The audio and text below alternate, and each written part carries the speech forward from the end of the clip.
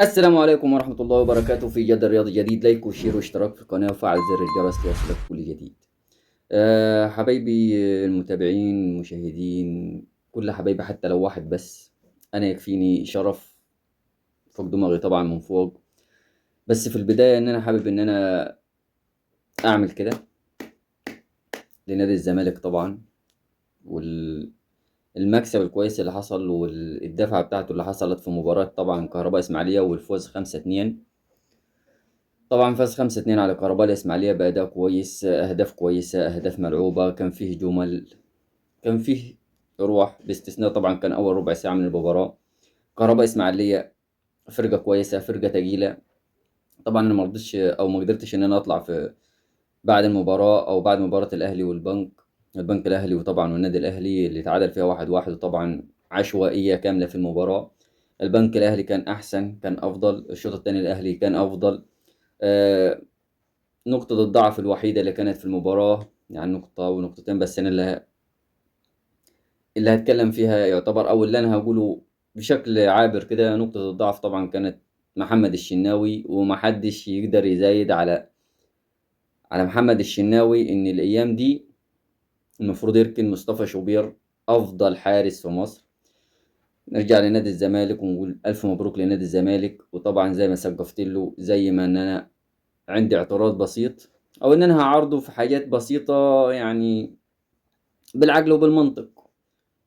اسقف لك في الكويس واعمل لك كده وارفع لك القبعه واعمل بص اللي انت عايزه، انا اعمله لك طول ما انت ماشي صح، طول ما انت ماشي صح وبالعقل. النادي الاهلي ماشي كويس، انا بص بزيد به الزيطه ناديه. بس لما بشوف غلط بقطع جزر وقطمها جحش زي ما بيقول.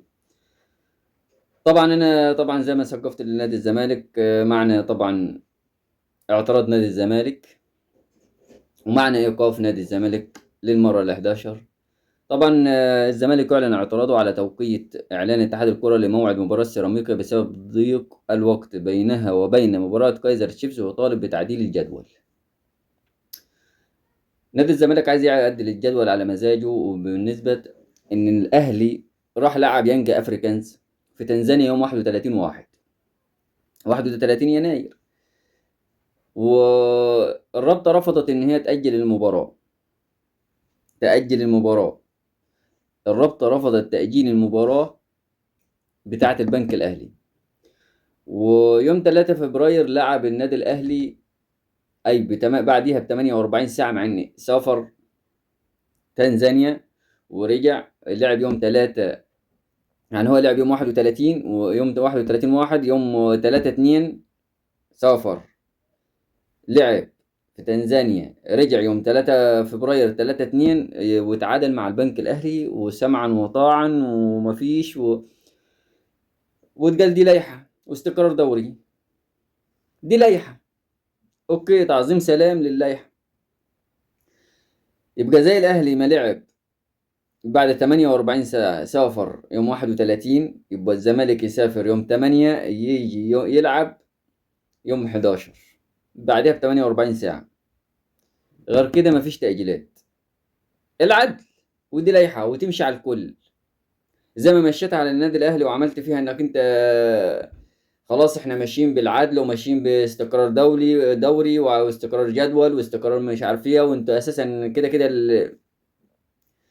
يعني رياضة بلح في مصر. الرياضة بلح، رياضة فيها فساد، رياضة فيها فساد. أنا بعد ما قلت إني هطلع أتكلم على فساد وبدلايل، ربنا يعلم طبعا اللي حصل.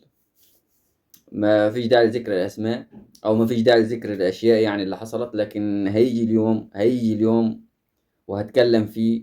هيجي اليوم واللي هتكلم فيه مهما كانت التهديدات، مهما كانت يعني الإغراءات، مهما كانت أي شيء، من أول وزير الرياضة للزمالك، لكله كله تحت الإيد. لكن ما علينا، خلينا في المهم. يوم 8 المفروض هينزل، هيرجع هيلعب يوم 11 مع سموحة. نادي الزمالك لازم يلعب زي الشاطر. زي البرنس كده لازم يلعب. ما نقعدش قعدنا نمسكها نغمة تأجيلات مع ان الزمالك وفي ضغوطات النادي الاهلي قعد 3 4 سنين كان يتكلم في المشاوير بتاعت الضغط المباريات، ضغط المباريات ومش عارف ايه والسفر والبتاع.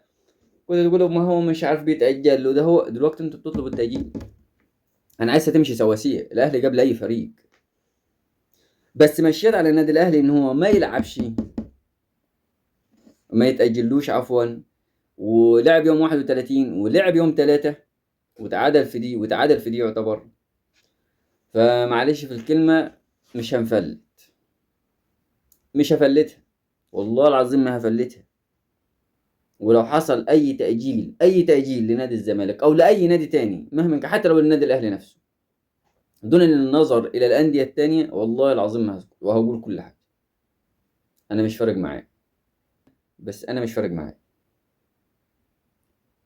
يا روح ما بعدك روح، يا تمشي بالعدل زي ما أنت بتقول، يا ما تمشيش مجاملات، سواء للأهلي للزمالك للبيراميدز لتحت الترابيزة. تمشي واحد يبقى تمشي واحد على الكل، ودي النهاية. تيجي بعد كده إيقاف قيد نادي الزمالك للمرة ال11. هنا في شقين. المرة ال11 يعني قيد نادي الزمالك اتوقف 11 مرة، المرة ال11 دي بسبب نضاي طبعا. من كتر عادتهم والله العظيم ما بقيت عارف مين اتوقف عشان مين واتوقف عشان مين ومين القضايا. خلاص ما بعدتش مركز في المشوار ده، لان خلاص بيجي دايرة مقفولة بيلف حوالين نفسها في نادي الزمالك. وبرغم ذلك انا لسه مسجل لنادي الزمالك كده على الفوز بتاعه وعلى الاداء بتاعه، وان هو عنده 28 وهو الثاني في الدوري بعد سيراميكا، وباقي له مباراة كمان. انت فاهم القصة. برغم من كل اللي بيحصل معاه، هو اللي يعتبر اللي هيتصدر لو فاز المباراة القادمة. هيتصدر حرفيا 28. هيكون 31 يعني هيتصدر. الفرق الجماهيرية يعتبر هيتصدر متفوق على النادي الأهلي اللي كله استثمار، كله فلوس، كله نجوم. مفيش لعيب ليه جنيه. البنك الأهلي أو الأندية بتنزل قدام النادي الأهلي راس ورا، لكن مش ده دافع او ده ان انا هعلق شماعتي في ان الفرق يعني بتدافع قدامي. انا عندي نجوم، عندي ملايين مليارات مرمية في الارض في الملعب، لازم يكون عندي حلول. مدرب ما اقدرش اقول ان هو مدرب وحش، مدرب 10 على 10 يسترب. لاعيبه مجتهده، ما انا ما شايفش غير تريزيجيه. تريزيجيه حرفيا هو اللي بيلعب. آه ما فيش الحماسه اللي تخليك يعني فعلا. هو انت بتلعب شوط شوط، بتلعب شوط شوط. انا نفسي تاخد المباراه من اولها لنهايتها نفس النظام. انا مش هيجي فيها الهدف ويدافع الفرقه التانيه وافضل الشوط كامل او الشوطين كاملين ان انا اقعد ادافع اهاجم عفوا. انا بتكلم دلوقتي على يعني القيد بتاع نادي الزمالك، كل اللي حاصل ده وعلى الرغم من ذلك وصل لمرحله كويسه، واصل لمرحله كويسه. عندنا حرسيا واحد هيجيب لنا افريقيا البطوله الافريقيه، وواحد هيودينا الكونفدراليه زي ما قال لك الدرديري. برغم ان انا ما بحبوش شخصيه. انا مجرد ما بشوف شكله كده سبحان الله يعني مش ه... مش عايز اضغط على نفسي في ان انا اكتم اكتر من كده، لان لو انفجرت هنفجر بطريقه وحشه. المهم، فعندك القيد فين رجال الاعمال بتاعت الزمالك؟ فين استثمار الزمالك؟ فين ومحدش يقول لي ارض اكتوبر اللي انسحبت هي اللي عملت كده. ارض اكتوبر موجوده من 2000 او 2003 حتى الان، ما حدش عمل فيها حاجه، مش ما بتجيبش فلوس. مركونه، يعني مركونه ما بتجيبش فلوس. والزمالك كان ماشي لما اتاخدت. الزمالك هو اللي وقع، بالعكس اللي وقعته الاداره. اداره فاشله حرفيا، اداره فاشله حرفيا، اداره فاشله. ما حدش يكلمنا عن اداره نادي الزمالك. اداره دي اداره بلح، يعني إدارة بلح مع احترامي الكامل لنادي الزمالك. لكن الإدارة دي لا تصلح لرئاسة نادي. يعني معلش في الكلمة، الكرة في مصر، الكرة في الوطن العربي، سيبك من الهكس بتاع اللي بيقول لك دوري ريشن والمغرب والحاجة. الكرة في الوطن العربي أهلي وزمالك.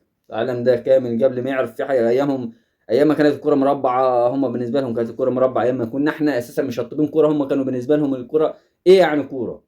ما كانوش يعرفوا يعني إيه كورة، إيه يعني إيه كورة. سيبك من اي هكس تاني. انت اول دولة عربية لعبت كورة، اول دولة عربية صدرت الكورة اساسا. ف الله يكون في عون نادي الزمالك.